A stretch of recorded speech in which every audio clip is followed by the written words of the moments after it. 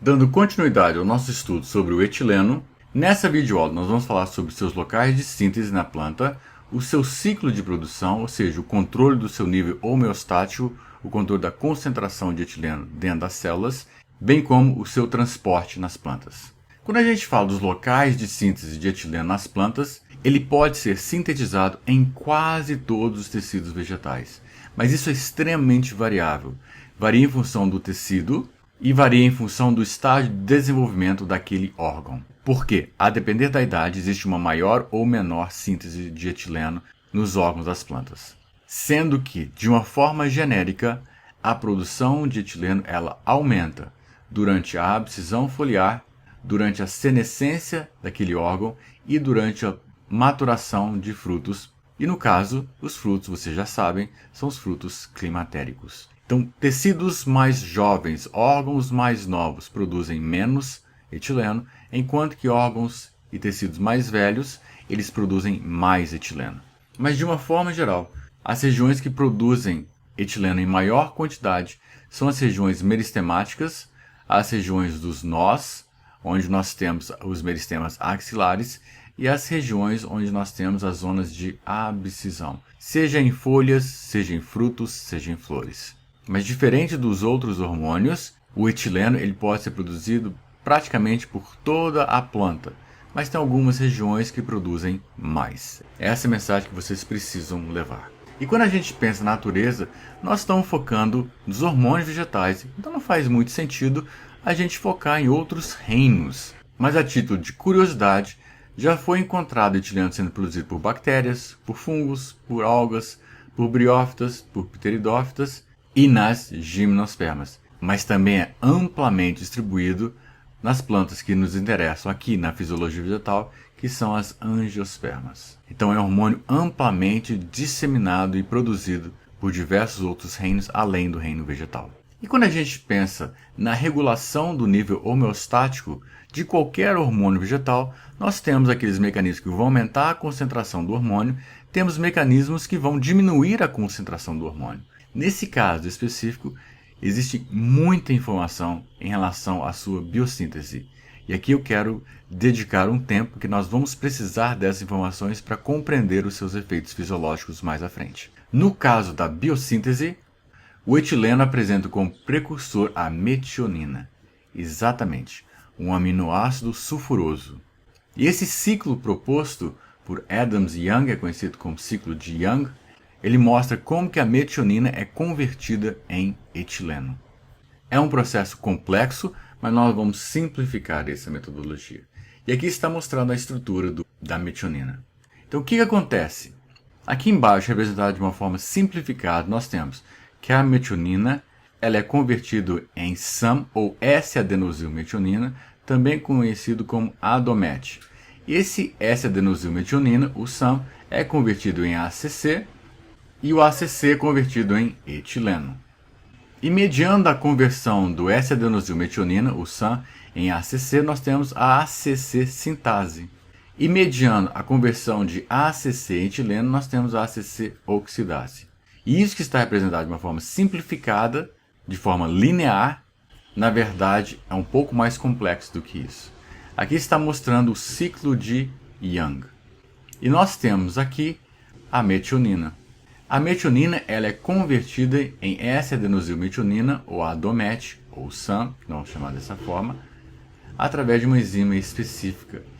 E agora essa parte superior, ela sim, que vai ser convertida em etileno. E quem vai fazer essa interconversão vai ser a ACC sintase. A ACC sintase converte o SAM, ou S-adenosilmetionina, em ACC, ácido 1-aminociclopropano 1-carboxílico. ACC para a gente aqui. Então a ACC sintase converte o S-adenosilmetionina em ACC. Agora a ACC oxidase converte o ACC em etileno. É assim que acontece a síntese de etileno. O que eu vou chamar a atenção para vocês são esses controles que estão mostrados aqui em cima. E nós vamos ter mecanismos que vão induzir a síntese de etileno ou inibir a síntese de etileno atuando diretamente na ACC sintase. E nós vamos ter também mecanismos que vão promover a síntese de etileno ou inibir a síntese de etileno atuando na ACC oxidase. É isso que nós vamos entender. E uma coisa importante que precisamos frisar é que a produção de etileno é autocatalítica. O que quer dizer que é autocatalítica? Significa que tem um feedback positivo. Significa que ela se retroalimenta. Significa, em outras palavras, quanto mais etileno tiver presente no meio, mais etileno vai ser produzido, por causa desse feedback positivo. E como que isso acontece? Porque determinados mecanismos naturais, como o amadurecimento de frutos, a senescência de flores, eles estão relacionados com a maior produção de etileno. Ou seja, quanto mais etileno tiver presente, ele vai promover uma ativação da ACC sintase, bem como da ACC oxidase, induzindo a produção de mais etileno. Por isso que ele é considerado um ciclo autocatalítico. Começou, não tem como parar, de forma natural. Mas como existem mecanismos que fazem o aumento da concentração de hormônio, nós também temos mecanismos que fazem a diminuição da concentração do hormônio. Em termos de diminuição da concentração do hormônio, um deles é a conjugação. Só que o etileno ele não sofre conjugação, porque ele é gasoso. Mas o seu antecessor, que é o ACC, pode sofrer uma conjugação, diminuindo a síntese de etileno. Mas o etileno em si não sofre conjugação. E outro mecanismo, que nós vamos falar rapidamente, é a degradação. É um processo de oxidação que vai acontecer. Vai haver uma entrada de oxigênio que vai levar à quebra da molécula, liberando CO2. E existem também as interconversões que também levam a essa degradação, a inativação irreversível. Basta entrar oxigênio na estrutura e você quebrar a dupla ligação que liga os carbonos ou entrar oxigênio junto com o hidrogênio, que o etileno perde a sua atividade. E como é que ele é transportado dentro das plantas? Se ele é gasoso, o que vai realmente acontecer vai ser a difusão. Difusão pelos espaços intercelulares, difusão pelo apoplasto.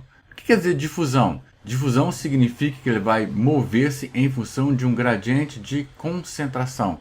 O etileno vai de um local onde ele está em maior concentração para o local onde ele está em menor concentração. Então ele pode perfeitamente permear todos os tecidos pelos espaços intercelulares e pela própria parede, se tiver espaço gasoso, para que ele possa então se movimentar na planta. E ele sai para a atmosfera e entra para dentro das outras plantas através das estruturas estomáticas.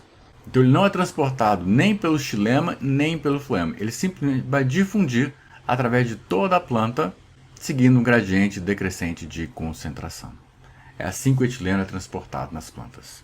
E nós sabemos que existem os mecanismos naturais de controle da concentração interna. Mas no caso do etileno, nós temos mecanismos que podem atuar diretamente na inibição da biossíntese ou na ação do etileno. Quando eu falo que ele atua na inibição da biossíntese, significa que eu não vou permitir que haja biossíntese. Eu vou diminuir a eficiência da produção de etileno. E se eu estou falando de ação, isso significa que o etileno já foi produzido, mas agora não vou permitir que o etileno entre em ação, que ele desencadeie um efeito fisiológico. Então é uma atuação em dois níveis distintos. Existem os mecanismos que vão inibir a biossíntese, existem os mecanismos que vão inibir a ação. Considerando os inibidores da biossíntese, nós temos vários compostos. Por exemplo, AVG e AOA. Vamos tratá-los pelas suas siglas. O AVG e o AOA, eles bloqueiam a conversão do S-adenosilmetionina, o ADOMET ou SAM, em ACC, bloqueando então a produção do precursor imediato do etileno, que é o ACC. Mas por outro lado, nós temos inibidores como o cobalto, que bloqueia a conversão do ACC em etileno. Então nós temos controles em níveis diferentes da rota biosintética do etileno. Então eu posso tratar uma determinada planta, um determinado órgão com AVG, AOA ou cobalto, e eles vão bloquear a síntese de etileno. Portanto, vai retardar todos os efeitos fisiológicos no qual o etileno estiver envolvido. Mas eu também tenho os inibidores da ação. Como representantes dos inibidores da ação do etileno, nós temos a prata. Do nitrato de prata ou tiosulfato de prata, nós temos CO2 em concentrações muito mais elevadas, de 5 a 10%. Nós temos transciclooctato e nós temos o MCP. Existem outros, mas estou trazendo esses como exemplos. Como que eles inibem a ação? O etileno já está presente no meio e agora eu não vou permitir que o etileno entre em contato. Eles não têm como conjugar o etileno. O que eles fazem, na verdade, é bloquear os receptores de etileno. Eles se ligam aos receptores de etileno. E lembrando que para um determinado hormônio vegetal desencadear uma resposta fisiológica, ele passa por 3 etapas. A primeira, ser percebido pelos receptores. Segunda, desencadear uma via de transdução de sinais. E terceiro, desencadear o efeito fisiológico propriamente dito.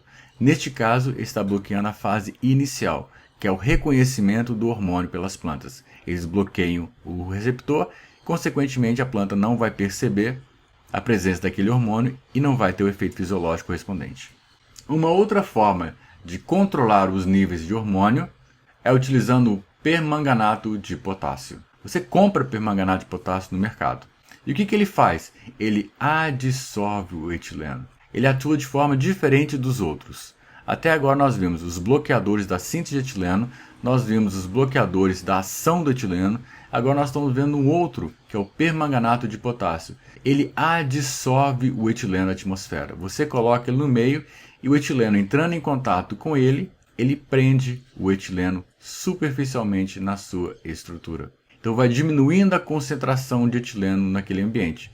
E o etileno gasoso se difunde para os locais de menor concentração de etileno. E vai se difundindo cada vez mais para perto do permanganato de potássio. E agora vai diminuindo a concentração de etileno naquela atmosfera onde ele se encontra. Lógico que tudo isso é feito em condições controladas. Basicamente era isso que nós tínhamos para passar para vocês nessa videoaula. E nos vemos na nossa próxima videoaula. Até a próxima!